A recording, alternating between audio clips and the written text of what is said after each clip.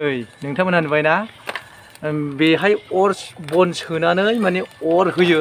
फुरा अरजों हिट जाबाय अरजों जेब्ला हिट जायो अब्ला नैबे थिंखिया माने दुंहैयो लेमन ग्रास अइल होननानै बिथांमोनहा बुंदों माने लेटाराव बिसोरो 1200 माने 1200 थाखायाव फानो जाहैबाय लेटाराव जुदि सोरनोबा नांगौबा नोंथांमोनहा लांफैनो हागोन लेमन ग्रास फातसावली आरो बिनिफ्राय थुलुसि सेर'सेनाला बेफोरखौ थाव दिहुननाय जायो।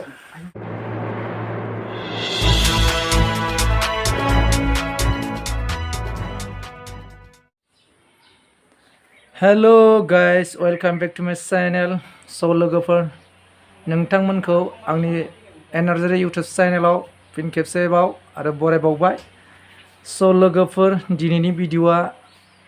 इन्टारेस्टिं आरो इम्पर्टेन्टनि थाखाय जागोन बेनिखायनो नोंथाङा हानायमानि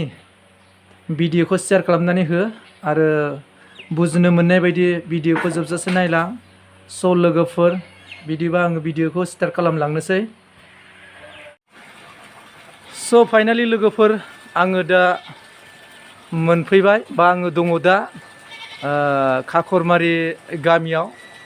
मोनसे लेमन ग्रास फेरेदग्रा मोनसे मेसिनाव दा लोगोफोर नोंथांमोनहाथ' एसेब्लाबो मोनथिखाबाय आरो बे भिडिअखौ आं मानि थाखाय लानाय जादोंब्ला सिगांनि मोनसे भिडिअआव आङो लेमन ग्रास आबादनि सोमोन्दै एसेब्लाबो देखायनाय जादोंमोन दा बिनि गेजेराव माखासे फंबाय बिनानावमोनहा बार आंखौ रिकुवेस्ट खालामबाय थानायलाय आङो दा बे लेमन ग्रास फेरेदनाय बा थाव दिहुननाय थावाव महर होनाय बेनि सोमोन्दै आङो देखायनो खावलायहरनाय हिसाबै आङो दा दिनैनि भिडिअखौ फिन आङो लाफिननाय जादों ओमफ्राय स' लोगोफोर बिदिबा आङो फारियै भिडिअखौ देखायलांनोसै नोंथांमोननो स' लोगोफोर नै दा आबादारि बिथांमोनहा नै आरो दिनै फिन खेबसेबाव हानानै लाबोबाय ओमफ्राय दुंग्रायाव गारसनगासिनो दं जाहैबाय दिनै आं माने दाखालि थांनाय भिडिअआव आङो माखासे नोंथांमोननि लुबैनाय बायदि भिडिअखौ देखायनो हाजोबनाय जायाखै दा नोंथांमोन लुगैनाय बायदि आं दिनै आबादखौ बै मेसिनाव सोनायनिफ्राय लानानै आङो लेमन ग्रास आबादखौ थाव गजासिम थावखौबो आङो नोंथांमोननो गनायखौबो मा सिस्टेमै ओंखारबोयो बेखौबो आं फारि फारि देखायलांगोन नै दा माने आबादारि बिथांमोनहा दा मुखुब माने आबादखौ दुंग्रायाव सोगासिनो दं जाहैबाय नोंथांमोनहाथ' थांनाय भिडिअआव नुखाबाय आबाद फोथाराव बे लेमन ग्रास आबादा मा रोखोम जादों जायाखै बेखौ सिगाङावनो नुखाबाय दा एबारावहाय माने आङो बेखौ दुमनानै माने थाव फेरेदनायखौल' आङो माने देखायगोन मेसिनाव सोजेननायनिफ्राय लानानै औ नै गोजौआवबो दुंग्रानि गोजौआवबो दंहैयो जाहैबाय ओमफ्राय गोथौ नालाय दा उफाय गैया सिङाव नारसो सोथारनाय जायो ओंखायनो बायद'था बे मेसिननि दुंग्रायावहाय मानसिया गाखोनानै समान जाबैनांगौ जायो थाव लोगोनाय जायो दुमनानै माने थाव महराव लाबोनाय जायो मोजाङै नायला बिथांमोन खिथानायखाय आङो दिनैसो मोनथिदों बे मेसिननि नामखौ लेमन ग्रास अइल एक्सट्राक्शन मेसिन आदसा बिथांमोनहा बिदि होननानै खिथाबाय आरोखि मेसिनाबो माने एसेबां गिदिर कम्पानिनि बायदि नङा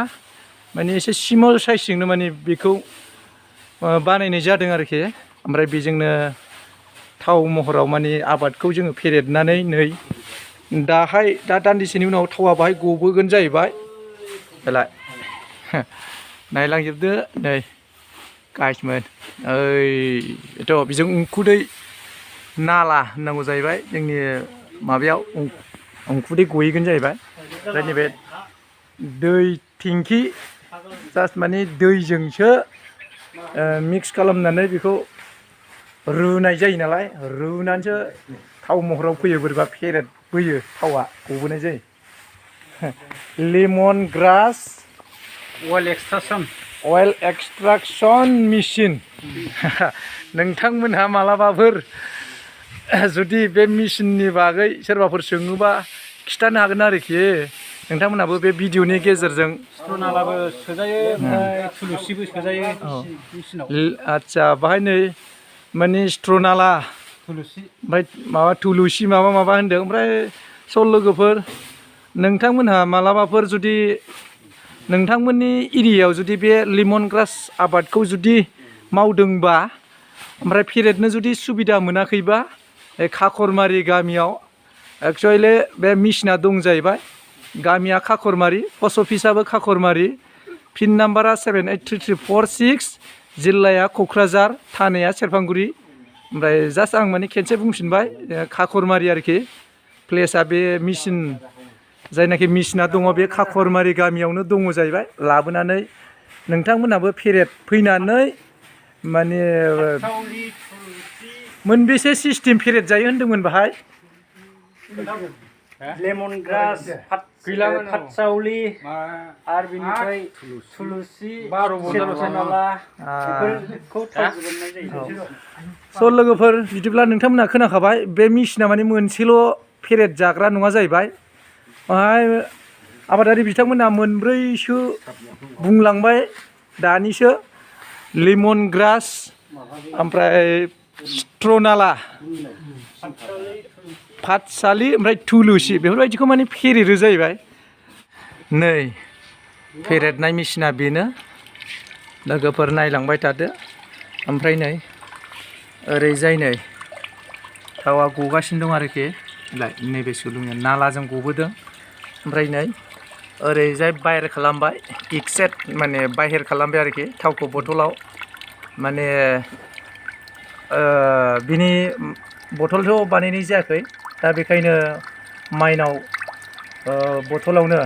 वाटार दै एक्सुवेलि माने दै लाग्रा बथल बियो ओमफ्राय माइनाव बथलावनो माने बिसोरो थावखौ सोनाय जादों आरोखि नोंथांमोनहाथ' नुखाबाय नै थावा बे नालाजों फैनानै बुंफैबाय स' लोगोफोर बाहायथ' गोबां नै थावा एभेलेबेल बाहाय माने थावजों दैजों मिक्सार जानानै फैयो आरोखि लोगोफोर नै मोजाङै नायलां जों मिक्सार जानानै फैयो बाव नुनायावथ' गोबां टेंकियाबो जोबोद गिदिर नाथाय बेवहाय मोननै सिस्टेमै फैयो माखासे दै आरो माखासे थाव दा बेखौ मारै जोङो थावखौ बासिनो हायो होमबा थावा जाहैबाय सा थाखायो जाहैबाय ओमफ्राय दैया सिङाव थायो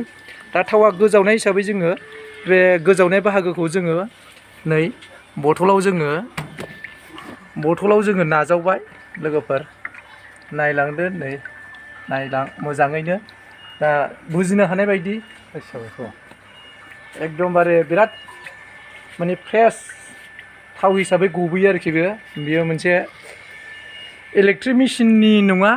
बियो अर्गानिक आरो माखासे बनजोंसो सोदांनानै दिहुननाय आङो नोंथांमोननो फारियै देखायलांगोन स' लोगोफोर नै ओरैजाय नायदो रोहोथार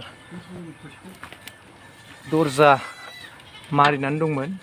नै नोंथांमोनहा नुबायना बेहाय बन सोनानै माने अर होयो फुरा अरजों हिट जाबाय अरजों जेब्ला हिट जायो अब्ला नै बे टेंकिया माने दुङैयो बे टेंकियाव जाहैबाय लेमन ग्रास आबाद दङ दा बे लेमन ग्रास आबादखौ माने अरजों हिट होनानै फुदुंहरबाय आरो बियो गाव गोजाल' दुङा माने जोंहा ओरैजाय नुदों नोंथांमोनहा नैबे जाबाय वाटार टेंक बाहाय माने दै दङ ओरैलाय जोंहा बिथांमोनहा आबादारि बिथांमोनहा मेचिनजों माने दै दैखोहरबाय बै वाटार टेंकआव बे वाटार टेंकनिफ्रायनो आरो फैफिननानै नायलांदो नैबे पाइपजों ओरै फैबाय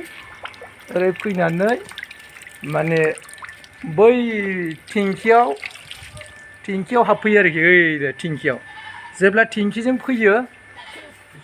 पाइपजों फैनानै नालाजों फैनानै थिंखियाव हाबो अब्ला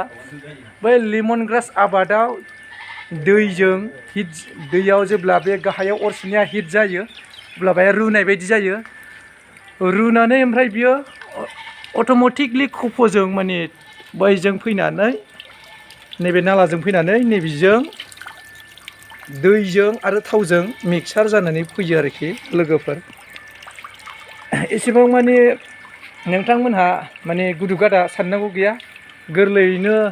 बे मेचिननि गेजेरजों सोदांनायखौ नुबाय ओमफ्राय लोगोफोर दा नोंथांमोनखौबो खावलायबाय नैबे आबादारि बिथांमोनहा दा फेरेदगासिनो दङ आरो लेमन ग्रास आरो माखासे नोंथांमोननि लकेलावबो गामिफ्राव जुदि आबादफोर दंबा सोदांनो जुदि मोनाखैबा नैबे जोंनि खाखरमारि गामियाव लाबोनानै फेरेदनानै एसे बिथांमोननो माने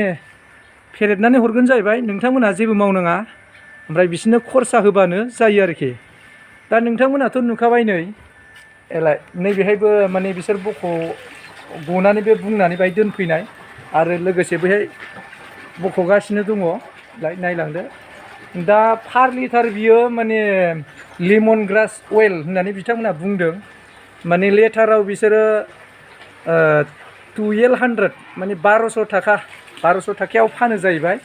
लिटाराव जुदि सोरनोबा नांगौबा नोंथांमोनहा लांफैनो हागोन आङो डिटेल्सखौ खिथाहरगोन गामि खाखरमारि पस्ट अफिस खाखरमारि पिन नाम्बार 783346 जिल्ला क'क्राझार थानाया जाबाय जोंना सेरफांगुरि थेवबो जोंना पाटगाव आउट पस्टनि सिङाव गोग्लैयो लोगोफोर एकदमबारे नै माला दा बिराद फ्रेश माल ओमफ्राय जायफोरनाखि बिथांमोना बुजियाखैमोन कमेन्ट खालामहरदो आरो बेजों लोगोसे आङो डिसक्रिपसनाव कन्टेक्ट नाम्बारबो होखागोन नोंथांमोना थोंजोङैबाबो खबर लानो हागोन लोगोफोर बिदिब्ला भिडिअखौ नुनानै एसेब्लाबो बुजिनो हाखाबाय आरो बे आबादनि सोमोन्दैबो आङो सिगांनि भिडिअआव एसेब्लाबो देखायखाबाय दा आङो थोंजोंलि माने जोंहा माखासे लोगोफोर बा फंबाय बिनानावमोनहा आंखौ माने थाव गनायखौ मानो होआखै बिदि बार कमेन्ट खालामबाय थानायाव आङो दिनैनि बे भिडिअनि गेजेरजों माने एसेब्लाबो लेमन ग्रास फेरेदनाय बा थाव दिहुननाय बिनि सोमोन्दै आङो भिडिअखौ लाबोफिनबाय बेनिखायनो लोगोफोर हानायमानि भिडिअखौ शेयार खालामनानै हो जाहाथे मानि जोंनि उन्दै उन्दै फंबाय बिनानावमोनहा ओरैनो माखासे फरायनानै जायफोरनाखि बेकाराव थाबाय बिथांमोनहा बे आबादखौ जाहाथे मावो मानोना बे आबादा मावनायाव जोबोर गोरलै बिथांमोननि खुगानिफ्राय मोनथिनाय बायदिबा आरो आंबो बिथांमोननि मावनायावनो माखासे सम आङो थाबोफानानै एसेब्लाबो नुबोदों माने आबादा जोबोद मावनायाव इजि फार्स्ट टाइम खेनसेल' आबाद खालामबानो माने बेखौ आरो गायबाय थानाङा आरो बेजों लोगोसे बेरानि थाखाय बारा जोंहा दरखार गैया बे आबादा माने जेबो मोसौ बोरमायाबो जाखाया जाहैबाय ओरैनो बिथांमोनाबो माने आबादखौ गायनानै ओरैनो बेरा होआलासिनो ओरैनो दङ आं बिथांमोननि आबादावबो थांनानै नायबाय आरो सिगांनि भिडिअआवबो नोंथांमोना नुखाबाय माने बे लेमन ग्रास मोनसे गोदान आबादाव माने बिथांमोननि आबाद मावनायावबो बेराखौ होनाय नुवाखै बेखायनो जोंनि मावनो थाखाय फंबाय बिनानावमोन जायफोरनाखि एसे एनै फरायनानै गावनि जिउखौ बेखार जाबाय बिथांमोनहा माखासे बेखार हाफोर दंबा जायफोरनाखि हाया आबादनि माखासे लकेल बायदि आबादनि थाखाय साबजाथाव नङा बेफोरबायदि हायाव माने बे आबादखौ मावोबा मोजां माने बेयो जाबाय मोनसे थुरि बा खासि हारि सिस्टेमनि ओरैबायदि बारायो जाहैबाय आरो बाराद्राय माने जोथोनबो लानांगौ थाया माने खेनसे एवनानै गायबानो बियो फारि फारियै बारायलांबाय थाखायो अट'मेटिकलि गावनो हारसिङै माने बारा जोथोनबो लानाङा थारमाने दै थायै जायगायाव गायोबा मोजां आरोखि जायफोरनाखि मारानि खोथा गैया अलरेडि माने दै थायै हायाव गोरान हाबाबो जेबो नङा माने बेफोराव मावोबा मोजां बेखार हाफोर दंबा आरो बिगायाव बिथांमोनहा सिगांनि भिडिअआवनो खिथाखाबाय माने बिगासे हायाव बिथांमोनहा बेसेबांबा कुइन्टेल ओंखारो होन्दोंमोन दा 1 कुइन्टेलाव आरो बेसेबांबा लिटार ओंखारो बेखौबोथ' सिगांनि भिडिअ'आवनो आङो होखादों दा सिगांनि आंनि बे ए नार्जारी इउटुब चेनेलाव हाबनानै सिगांनि भिडिअ'खौ नायबानो नोंथांमोना नुखागोन एसेब्लाबो आरो बिथांमोननावनो आङो बिथांमोननि खुगानिफ्रायनो फंनैसोबाबो आङो लानाय जाखादों सोंनाय आरो बिथांमोननिफ्राय खुगानिफ्राय आङो एन्सारखौबो लानाय जाखादों दा बिथांमोननि खुगानिफ्राय मोनथिनो लुबैदोंबा सिगांनि भिडिअ'आव ए नार्जारी इउटुब चेनेलाव हाबनानै सिगांनि भिडिअ'खौ नायदो स' लोगोफोर माने आं दिनैनि भिडिअ'खौ अलरेडि माने सिगाङाव होखानायमोन थेवबो आङो माखासे थाव गनाय बा मा सिस्टेमनि आरो मार्केटाव बेसेबां आं बेनि सोमोन्दैल' एसेबाबो खिथाफिनबाय स' लोगोफोर माने बिथांमोनहानो जुदि नोंथांमोनहा मार्केटनि सोमोन्दै सिन्था खालामनांगौ जेबो थाया मार्केटखौबो बिथांमोनानो खालामनानै होखायो